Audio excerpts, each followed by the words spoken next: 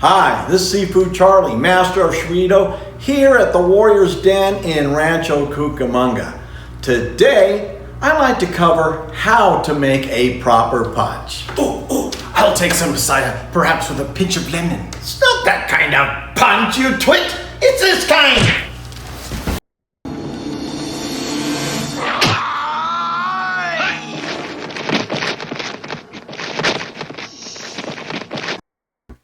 Aye, that punch packed a wallop. Every guy that ever balled up a fist thinks they know how to throw a punch. Truth be told, most don't. I've known plenty of tough guys, despite their size and strength, have either badly sprained, fractured, or broke their hands. Whether you're a beginner, novice, or pro, a poorly thrown punch is not just ineffective, it's downright dangerous. Mark my words, any injury you sustain today, you'll pay for it tomorrow. Good God, man. What? Ah! What the hell's this? Remember, your hands are an essential tool in fighting. So stick around to the end of the video. You might just be surprised what you learn as I break down the details of proper punching mechanics using martial science. It can't work!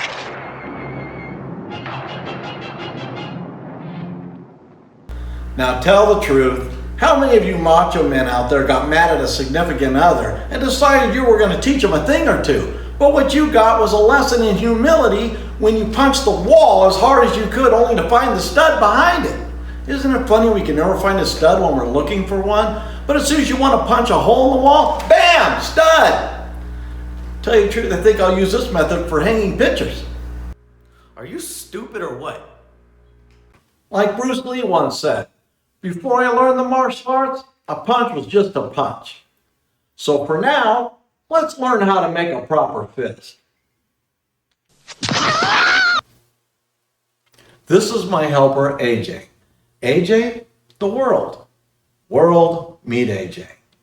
Hello, everyone. She will be assisting me during this next technique.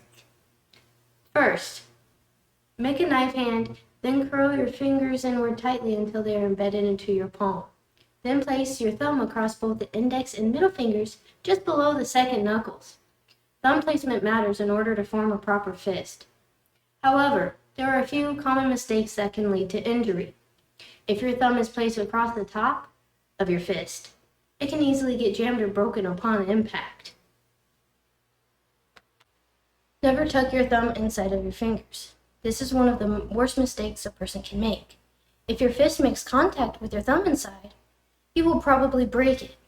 You also want to avoid the hitchhiker's thumb.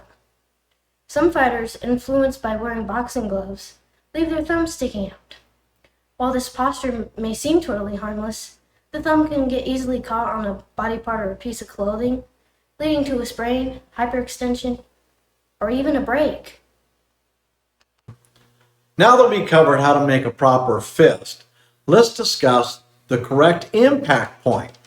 Now this part is crucial and should be treated as law, without compromise. I know. Sounds like a no-brainer, right? But the answers may surprise you. Now, if you punch horizontally like a boxer or a karate practitioner, or perhaps a vertical fist found in Wing Chun, the impact point must remain the same.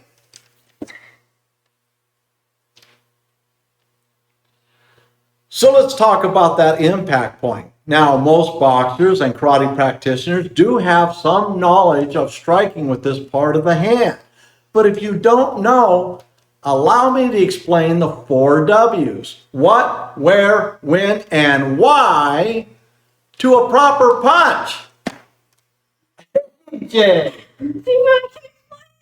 put the big hands down. Put them down. Yes, Sifu. Now, AJ, if you're done playing, would you like to help me explain the 4 W's? Yes, Sifu. Okay, let's get started. The what? Learning how to deliver a punch without injuring yourself. The where? Always strike with the first two knuckles of the fist. The when? Every time you throw a punch. No exception, Sifu. Good. And the why? Because the first two knuckles line up within the forearm in such a way that it provides great support to the wrist that it can fold or collapse under pressure if alignment is incorrect. Very good. I remember when I started martial arts, I hurt my wrist a lot. It hurt. I believe we all have at one time or another. Ouch. Now, to better understand why striking with the first two knuckles is so important, we'll need to dig deeper into the hand's bone structure. So join AJ and I and put on your x-ray glasses and let's take a look.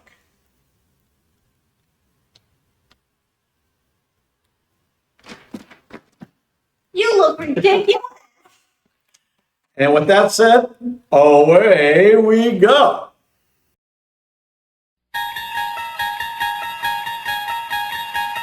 Oh wow, cool. Sifu, look, check it out. I can see straight through my hand. Yeah, I know, AJ. Very cool. Did you get the x-rays from archives like I asked you? Yes, I sure definitely did, Sifu. Oh, perfect. Now let's take a look at the first x-ray. Really? 6 fingers? Okay, here. Come on. Chicken fingers? But I'm hungry and I like chicken fingers. Very funny. Come on, AJ. Stop playing. This is serious. Okay, Sifu, I'm sorry. That's better. Can we do this now? The people are waiting. All right, here you go. Imagine trying to find the glove. AJ! Okay. Just trying to have a little fun. AJ, Okay, fine. Here are your boring x-rays. thank you, AJ. Now here, we can see the bone structure of the fingers, palm, wrist, and forearm. These are called phalanges, metacarpals, carpals, and of course the two bones in the forearm are... Oh, I know, Sifu. The ulna and the radius bone. That's right.